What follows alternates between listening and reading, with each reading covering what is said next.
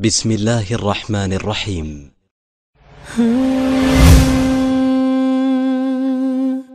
السلام عليكم. محمد كما صليت على إبراهيم وعلى آل إبراهيم. الحمد لله رب العالمين والصلاة والسلام على خاتم الأنبياء والمرسلين وعلى آله وأصحابه أجمعين ومن تبعهم بإحسان إلى يوم الدين. علماء کرامو در رد الالحاد درسونه روان دي. په پرونی درس کې موږ د سیکولریزم وضاحت کړو چې سیکولریزم تعریف داو فصل الدین یعنی دولت جداواله د دین د حکومت نه دا چې دا ریاستی جهاد دی او دا اصطلاح جارج کیوب استعمال کړو په 1851 کې د دې لپاره استعمال کړو چې د ریاست جداواله راشي د کلیسا نه. کلیسا بزان خپل اصول لري خو هغه په اجتماعي معاملاتو کې دخل نه لري. بیا موږ خو د سیکولریزم مقاصد بیان کړو چې دا کما الهامي نظریه د حیات نه ده بلکې دا د دین نه بیزاره شو خلکو دا ایجاد کړي و. بل موږ یو چې دا یو مکمل نظریه د حیات ګرځیدلې ده نو ځکه دا د اسلام سره په ټکراو کې ده. بیا د دریم نمبر موږ دا ویلو چې د سیکولریزم تعلق د انسان د اجتماعي معاملاتو سره. څلورم موږ دا ویلو چې سیکولریزم انساني معاملات حل کول لپاره د وحي تعلیم ته ضرورت نه لري او چې بس په عقل به فیصله کوي. پنځم موږ دا ویلو چې د سیکولریزم د علوم انساني اجتماعي مسائل دا وحي پکې غیر مؤثر غني وحي ضرورت نشته بس هلته وحي ځان سره کېده. شپږم دا و چې دغه شانته کې د خود ساخته اصول جوړ کړي. خود ساخته اصول باندې څه کوه خپل ژوند تیرو. ما ویلو چې کوم یو شی انسان جوړ کړي د ټول لپاره فائدہ مند نه وي نه د ټولو معاشرو لپاره او نه د ټولو کائنات لپاره فائدہ مند نه وي. دغه شانته کې بیا موږ ویلو چې دوی دا خصوصیت دی د سیکولریزم دا خصوصیت دی چې مذهب به دا خپل تابع فرمان ګرځي. کاغه ګوره سکمت دی هندومت دی بودمت دی عیسایت دی یهودیت دا مختلف مذاهب چې دي دوی څه دي دا تابع کړي دي دا تابع فرمان ګرځي کې مولوی صاحبانو ولی وجه څه ده هغه سره نه د حکومت چلول لپاره اصول شته مولوی صاحبانو او نو ور سره د انفرادي او اجتماعي ژوند تیرول اصول شته. د دې مقابله کې کم مذهب ولاړل چې هغه اسلام دی. ولی اسلام هم یو نظریه د حیات ده او سیکولریزم هم نظریه د حیات ده. نو نظریه د حیات د نظریه د حیات سره ټکراو دی. موږ ځکه په پاکستان کې خلک کوشش کوي چې سیکولریزم راولي. نو اوس سیکولریزم تاسو پیژنئ مولوی صاحبانو. موږ دا ویلو وتم نمبر کې دا ویلو چې سیکولریزم هغه وخت پورې غیر جانبدار وي چې کله ریاست چې مذهب پر ریاستي معاملاتو کې څه دخل ونه کړي. نن سبا په یورپ کې خود وی دا سیکولریزم دون عام شوی دی چې پادریم خپل غلام کو موږ نشي غلامان کوله. ټیک د زمنګ حکومت غلام کړي خو زمنګ علماء سره بیا په جنگ کې اخته دي.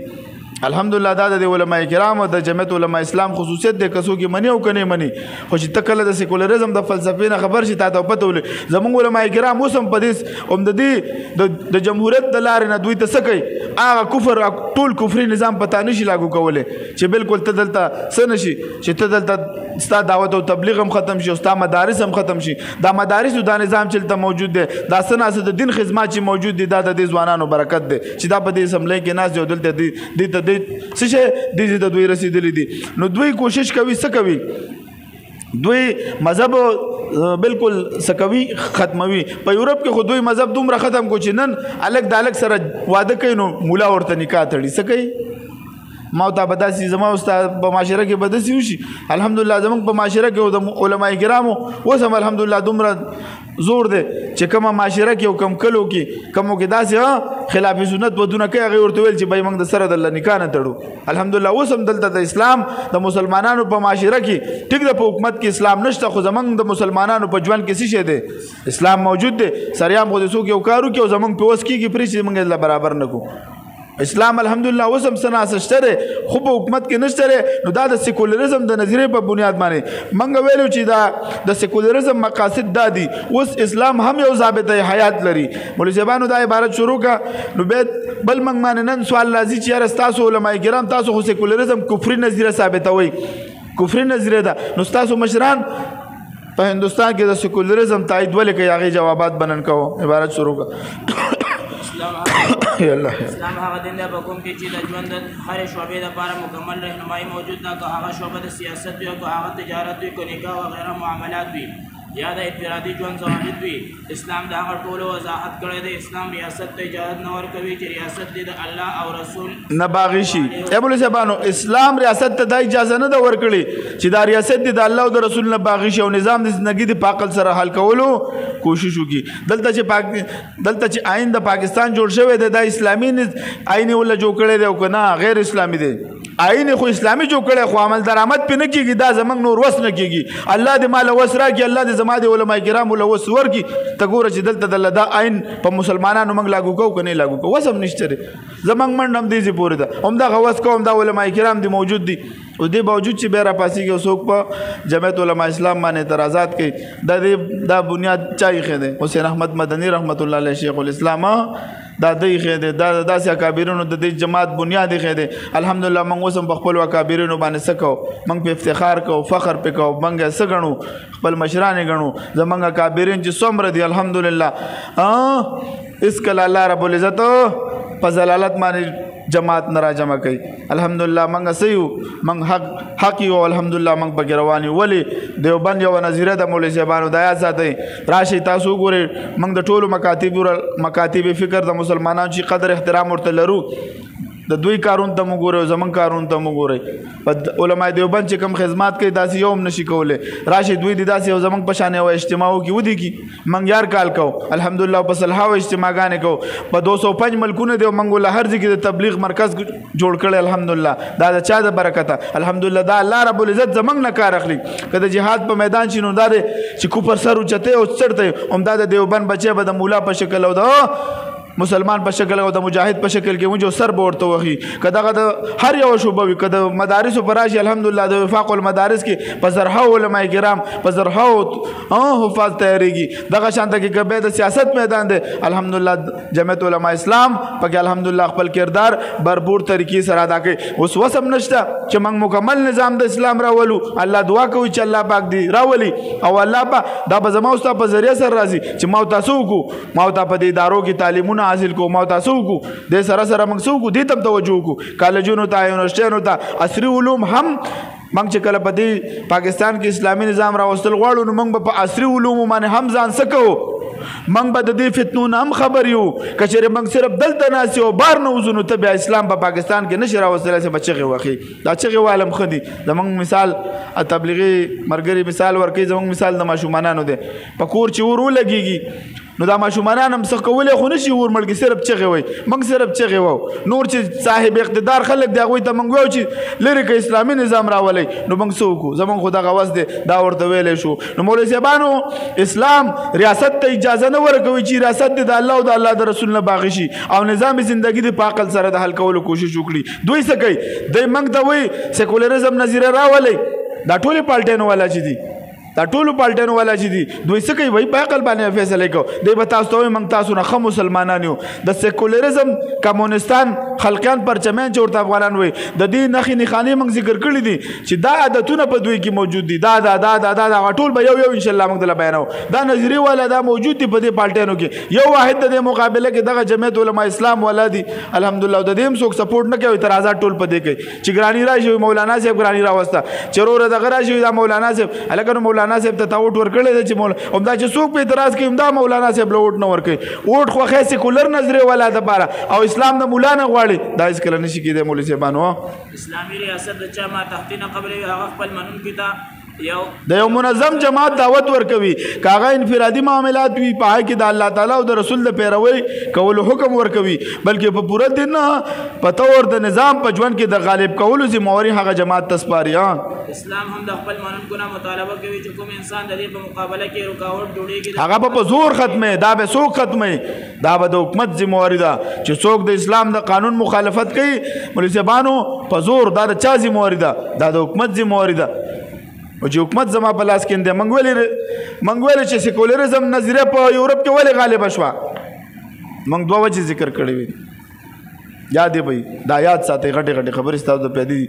یو حکومتي زور د دې په لاس کې و د چا د سیکولر نظریه والا نو چې زور د چا په لاس کې به څه وکړي دویم د مذهبونو سره څه نه و اصول نه و نه د انفرادي ژوند او نه د اجتماعي ژوند نو ځکه سیکولرزم پې ما تا سره صرف زور نشته نور اصول ما سره موجود دي که زور زما راغو بیا به ته وګورې چې زه اسلام څنګه نافظ کوم څنګه هم چې په افغانستان کې نافظ شو او تر هغه وخته پورې خپل جدوجهد جاري ساتي تر څو پورې چې اسلامي نظام په ټوله دنیا کې غالب شوی نه وي. اعتراض راځي په هندوستان کې ستاسو مشران به د سیکولرزم تایید ولې کوي چې ته ماته وایې چې سیکولرزم کفري نظریه ده نو د هغې وضاحت دا دی. اعتراض په هندوستان کې بعض علما کرام ولې سیکولرزم تایید کوي. جواب د دې سوال په باره کې یو څو جوابات ذکر کوو. ستاسو اعتراض به هغه وخته صحیح وي که چېرته هندویزم اسلامي نظریه وي نو تاسو به اعتراض کولی چې دوی د اسلام د نظریې مخالفت وکړو نو ستاسو سوال به صحیح وي. هلته خو دواړه د کفر نظریې مولوي صاحبانو یو د هندویزم نظریه ده یو د سیکولرزم نظریه ده.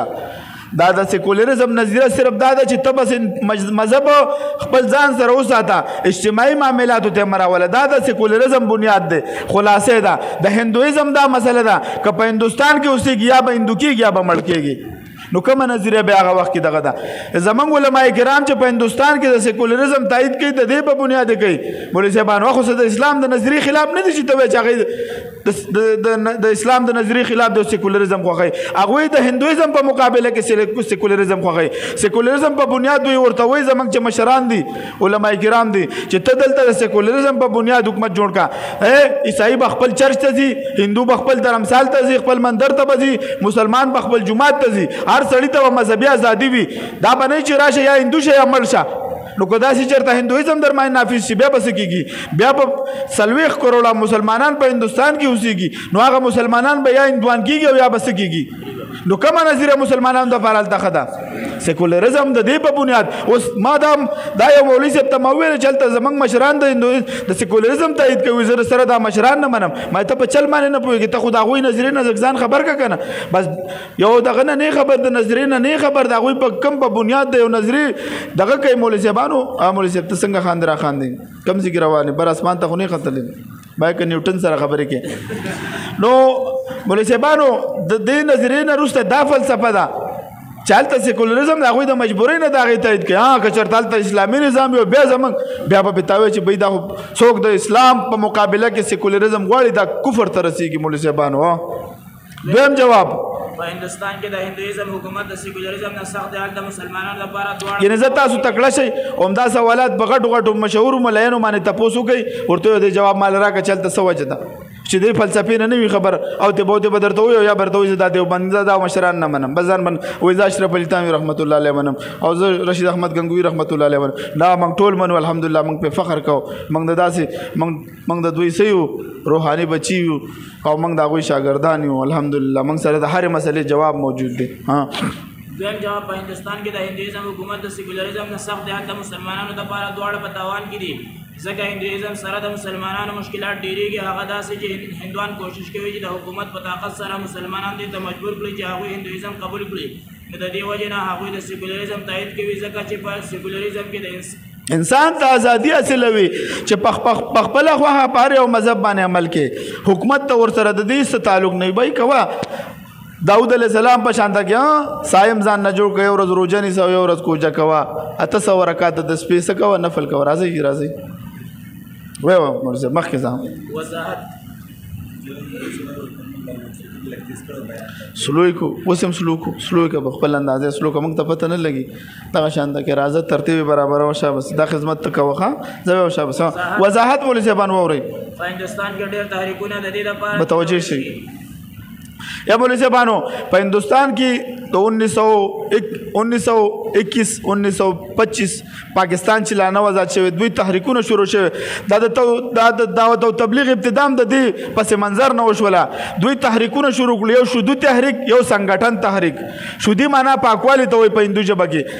دوی ویل چې راځئ مسلمانانو چې موږ تاسو پاک کړو. څنګه وایي ستاسو نیکونه هندوانو وروسته خو عربو نه دلته مسلمانان راغلل ستاسو نیکونه مسلمان کړل راځئ بېرته پاک شئ اسلام ختم شو بس راځئ. سنګټن تحریک یې ولله شروع کړي چې جنګ به کوه ورپسې ګرځېدل به کلي په کلي ټوپکې به ورسره وي چې کوم سړی لکه مسلمانه هندو کېږي نه بس غرب به یې تېویستو ډېر خلک د مجبورۍ نه هندوان شو. مولانا الیاس رحمت الله علیه چې وکتل چې دا پس کېږي، مولانا الیاس رحمت الله علیه دا د تبلیغ د برکت چې دا غشتونه وکړو، مشقتونه وکړه، هغه وخت ډېر خلک واپس الله اسلام ته راوستل. د دې نه وروسته دا نظریه مولوي صاحبانو موجود ده. الحمدلله هغه جماعت ته الله رب العزت په ټوله دنیا کې الله وځلو. الحمدلله د برکته په لکونو په کروڑو خلک خدای پاک مسلمانان کړو. نو د پس منظر په بنیاد هم زمونږ علماء کرام څه کوي؟ د سیکولرزم تایید کوي. پوهېږئ مولوي صاحبانو که نه پوهېږئ؟ ها په هندوستان کې ډېر تحریکونه د دې لپاره چلولی شوي وو چې د هغې په سبب مسلمانان دې ته مجبور کړی شي چې هندویزم مذهب قبول کړي، او د هغې دپاره یې شودي تحریک او سنګټن تحریکونه چلولي وو. مولوي صاحبانو سوامي شرندان په نوم باندې د شودي تحریک ابتدا کړی په 1923 کې د پاکستان د ازادېدو نه مخکې، او د دې تحریک بنیادي انجن نه دا و چې مسلمانانو څه به کوئ؟ په زبردستۍ سره به هندوان کوئ. په دې سره مسلمانان هندوان کړل. شودي مطلب دا و چې پاکول. یو عبارت سوامي شرندان دا نه دا وروسته عبارت چې ما غازي پورې ویلو مولوي صاحبانو، نو دا بیا چا قتل کو؟ دا بیا یو مسلمان عبدالرشید رحمهم الله په 1926 کې سکو جهنم ته ورسو چې ته خو پاسېږي. الحمدلله مسلمانان چې هر ځای وطن کې اوسېږي دا څه وي؟ دا غیرتي قوم دی. ولې موږ حلالیان یو. صحیح. مدن مالویا پنډت مدن مالویا د سنگठन تحریک آغاز کړو. د دې تحریک مقصد دا و چې مسلمانانو سره سو کی مسلح جنگ وکړي. نو یې رښتیا وایا آلته اوس په هندوستان کې هندوان زیاتو مسلمانان کمو، دوی ته سپورټ هم ورکو مسلمانان، نو دوی بس کول مسلمانان به زورول هندوان کول به. دوی د مسلمانانو خلاف ډېر نفرت انګیز اقدامات وکړل. دوی به ویل که څوک په هندوستان کې اوسېدل غواړي نو هغوی به هندوان کېږي.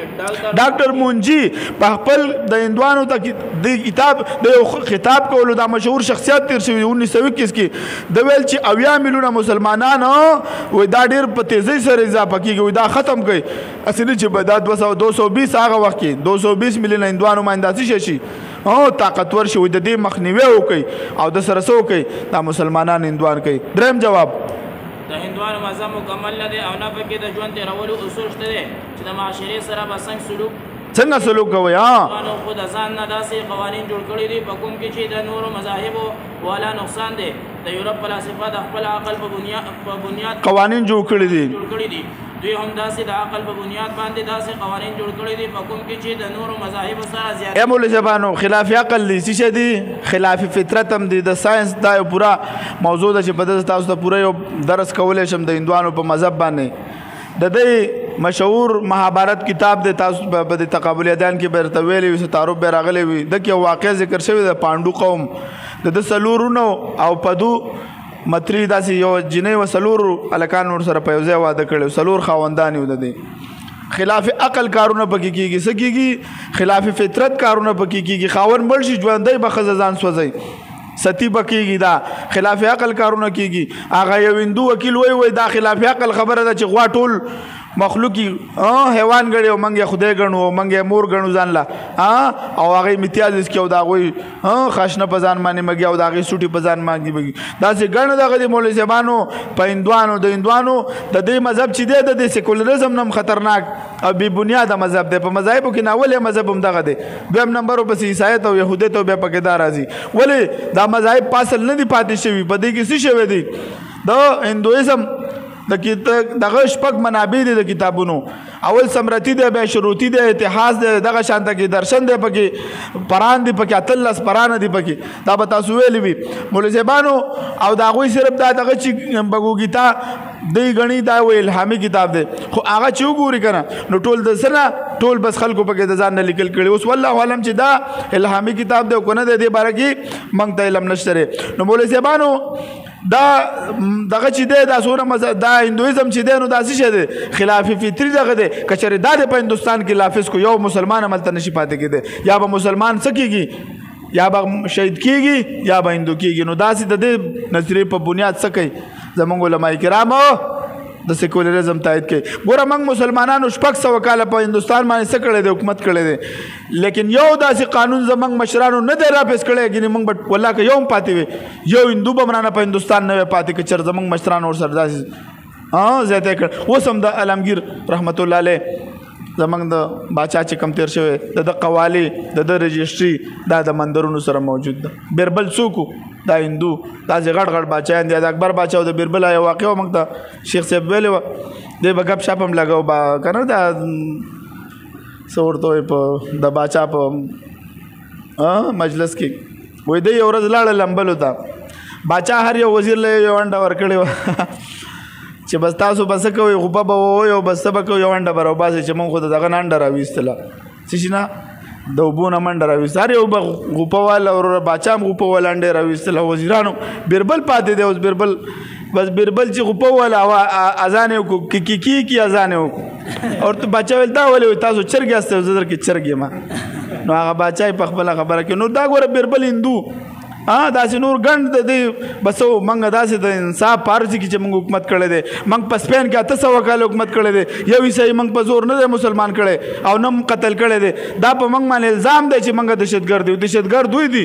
موږ د ټول کائنات دپاره څه یو الله د رحمت دا دین را لېږلی دی بهترین اصول پکې موجود دي د ژوند تېرولو که هغه انفرادي دی او که هغه اجتماعي دي خو افسوس خبره دا ده چې زموږ تشریحات بار ډېر په غلط انداز پیش کېږي او په سوشل میډیا باندې موږ هغه خبرو له زور ورکړی دی چې هغه ستا د نقصان سبب ګرځېږي د اسلام د تعلیماتو ښکلاوه د دې عقلي دلایل نقلي دلایل دا عوامو ته بیان کړه چې والله خلکو به ایمان زیاتېږي بله ورځ ما سره ملګرو رابطه وکړه دیر نه وایي موږ ستا خواله درځو موږ له ما ورته ویلې ما سره وسایل نشته چې ما سره دلته وایي موږ هلته ما ترتیب برابر کړي زه به راشم والله وایي په خدای ایمان برابر شو وایي په خپله په شک کې پرېوتې د خلکو ځکه په سوشل میډیا باندې اکثر د اسلام خلاف پراپاګنډه کېږي نو دا زما استاد د ټولو مسلمانانو ذمہواري ده چې موږ دا خلک څه کوو د اسلام خو بیل ورته بیان کوو د اسلام په یو رکن باندې تاسو تحقیقات وکړئ د تحقیق زمانه ده والله چې تاسو به عقل به ورته حیران شي دا نه ده چې موږ به د کابرینو لاره پرېږدو موږ د خپله کابرینو په نقش قدم باندې روان یو لکه ما بل ورځ ملګرو ته ویلې ګوره زما خپل اصول دي زه په دې میدان کې مې وخت کېدی شم زه پکې وښوېږم ولې زه هم انسان یم نفس لرم ډاډه یم اوس مخکې به ګبراوېدم اوس د ډاډه خبره کوم خو چې کله زما دا کابرینو قول لا شي او دلته زما قول لا شي زه بیا خوا نه وړم ما ځان ته دا ویلي چې زما نه زما کابرین ښه پوهېږي ما ځان ته دا ویلي چې زما نه زما دا کابرینو تقوا ډېره ده ما ځان ته دا ویلي چې زه د الله نه دونه نه یېرېږم څونه زما اکابرین یېرېدل زما د علم معیار دونه نه زما کابرینو ته ورسېږي بس زه دلته شټاپ شم زه بیا د سره یو لفظ هم د خولې نه وباسم الحمدلله زموږ خو دا نظریه ده زموږ کابرینو موږ له څه شی دی موږ له د دین ټول د دې د څونه اعتراضات دي جوابات الحمدلله موږ یې څه کوو راغونډه او دوی ته بیانوو او مولوي صاحب مخکې ځه تر دې پورې مسلمانانو انصاف کړی دی چې د هغه وخت د مسلم حکمرانانو د مندرونو دپاره ځمکې ورته ورکړې وي چې تر اوسه پورې دوی سره د هغه د ځمکې انتقالات موجود دي نو خلاصه دا شوه د هندوانو مذهب مکمل نه دی او انسانانو جوړ کړی دی مولوي صاحبانو او انسانان چې څه جوړ کړي دا د ټولې دنیا دپاره فایدهمند نه وي نه وي مولوي پوه شوئ نو مولوي صاحبانو کوم ته چې یو معاشره ضرورت لري ځکه خو هغوی د سیکولریزم په مقابله کې ناکام شو ځکه هغوی سیکولریزم خوښوي څلورم جواب په هندوستان کې موجوده مسلمانان ډېر په مشکلاتو کې څه کېږي مولوي صاحبانو ژوند کوي وایه دوی ورته وایي چې تاسو د هندویزم په بنیاد باندې قوانین ما جوړوئ بلکې داسې قوانین جوړ کړئ چې د حکومت د مذهب سره څه تعلق نه وي او هر چا ته د مذهبي ازادي وي چې په هر مذهب باندې عمل کوي هغه خپله خوښه ده که چرچ ته ځي که څوک مندر ته ځي او که څوک جومات ته ځي په دې طریقې سره د مسلمانانو خپل مذهبي رسومات په ازادانه ماحول کې پوره کولی شي او چېرته هندویزم قانون شو نو بیا به یا مسلمانان هندوان کېږي او یا به قتل کېږي نو د دې وجې نه بعضې مسلم علما کرامو د سیکولریزم خبره کوي چې دا نظریه په ټوله دنیا کې چلېږي ستا پاکستان دی راولي چې د مسلمانانو وطن دی ټیک د من قانون زمونږ چې کوم قانون د پاکستان دی دا اسلامي دی آئین د پاکستان خو هغه باندې عمل درآمد شته نشته دی الله دې په وکړي چې الله دې هغه وخت راولي چې موږ په دا څنګه آئین پاس کړی چې دا موږ په معاشره کې هم نافظ کړو ضیاء الحق نافظ کړی و که نه دا زناکاران دا اډې مډې ټولې بندې کړې نه وي مونځ ته به چې څوک نه تللو ورور هغه له به سزا ورکوله آئین د پاکستان کې دا لیکلي دي اوس د خدای مسلمان باچا جرنیل راولي چې دا آئین د هر څه دله لیکلي دي زموږ مشرانو اکابرینو دونه کار کړی صرف به نافظ که په معاشره ته په معاشره کې نافظ که به یې څوک لاو کړي به یې څوک تانه موبایل ووایي به یې څوک د چاکور رال کړي به یې څوک قتل وکړي یا یې څوک زنا وکړي یا یې څوک آیسوس کړي زموږ بچي آیسو تباه کړه نشو تباه کړه ولې آئین هم صرف اسمبلی کې پروت دی دا نافظ کول د چا ذمہواري ده دا د عوامو ذمہواري ده چې د علما کرام اسمبلی ته په ټول ولېږه ته ټوله اسمبلی د علما علما کرامو نه ډکه کو به نافذ نکړه بیا به تاسو په ورځ د قیامت وي چې خدایا من خدا ټول علما ولېګل ټول سټونه من علما کرامو غټل به ما عین نافذ نکو تاسو غاړه خلاص شو بیا به د علما کرامو ذمہواری وي خو هغه وخت براشي چې کله زمون اکثریت راغې نو بیا به تو ګوري چې بیا دلته موږ د عین در باندې نافذ کو کنه نافذ کو موږ جوړ کړل سره پاره زمونږ کابیرونو جوړ کړی دی د پاره چې موږ نافذ کو وسم نشته رینو زمونږ دغه واسطه دا د جمعیت علما اسلام دغه واسطه چې دا د لویم چې دغه منډه ترلې وي چې کله وخت راغی به در باندې نافذ کوي خو وخت الله یا هغه زمونږ ژوند کې راضي او یا بنه راضي پته نه لګیا مخ کې وایا هندستان کې به هم عمل پکار دی البته مسلمانانو په ملکونو کې به په دې باندې عمل کول صحیح نه دي ځکه د مسلمانانو سره د شریعت محمدي صلی الله علیه وسلم په شان احکام خداوندی موجود دي زموږ د نورو نظریو ته موږ ته هیڅ د سیکولرزم نظری ضرورت نشته ما سره خپل قرآن موجود دی ما سره حدیث موجود دي ما سره د وړي خبرې نه واله تر د غټ نه د الف نه واله تر یا پورې ما سره ټول احکامات موجود دي تبه د شپې سکه تبه د ورځې سکه تبه معاشره کې تبه تجارت څنګه کې تبه اخلاق بد څنګه وي تبه معاشره څنګه چلے تبه نکاح څنګه کې تبه طلاق څنګه کې تبا قاتل ته په کم نظر سره ګوري تبا مقتول ته په کم نظر سره ګوري تبا زانی ته په کم نظر ګوري تبا مؤمن ته په کم نظر ګوري تبا عالم ته په کم نظر ګوري تبا شیخ الحدیث ته په کم نظر ګوري تبا یو عام انسان ته په کم نظر ګوري ستا پر یا کې بدوانه برابرۍ حضرت علی رضی الله تعالی عنہ چې کله فیصله وا عدل ذری هغه مشهور واقع ده شریح قاضي ده او چې کله راغی نو